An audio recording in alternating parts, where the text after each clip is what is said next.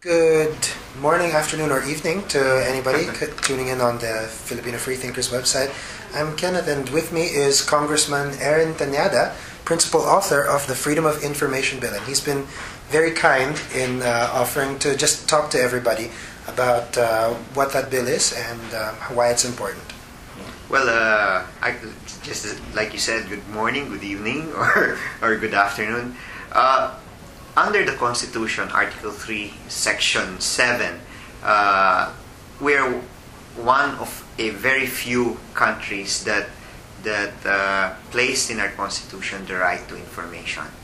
And one of the problems that we saw, even if it is stated in the Constitution that we have the right to information, is that the procedure on how to access information once it is denied has not been explained thoroughly. So we would need an enabling law in order that the procedures is mapped out and that people who are denied information can follow a certain process in order to have that information access.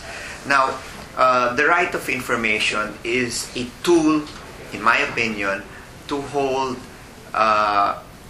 our leaders accountable for their actions. So we can access government contracts. We can access statements of assets and liabilities. We can match whether what they are proclaiming to have declared is actually based on the lifestyle that they are living. So this measure would help in the issue of good governance and transparency. But it is not only an anti-corruption measure. It is also to help the ordinary citizen seek information on specific issues. For example, if a farmer is stealing a certain piece of land and he would want to know if this piece of land is covered by the agrarian reform or not, or if this title is really owned by the landlord who is claiming to be the landlord of that particular property, then the farmer can go to the Department of Agrarian Reform and try to find out if such landholding is really titled under the name of such a person. So there are a number of ways on how to use this information in order to help an advocate, an ordinary citizen, pursue certain answers to questions that he may have. So we have enumerated, of course, certain information that cannot be accessed. For example, national security matters. If there are ongoing military or police operations in the area, of course, it would be prudent not to allow TV stations showing, of course, so that the criminals will be informed on what they're doing. So these are the things that some of the exceptions that we've provided, and this is also based on decisions of the Supreme Court.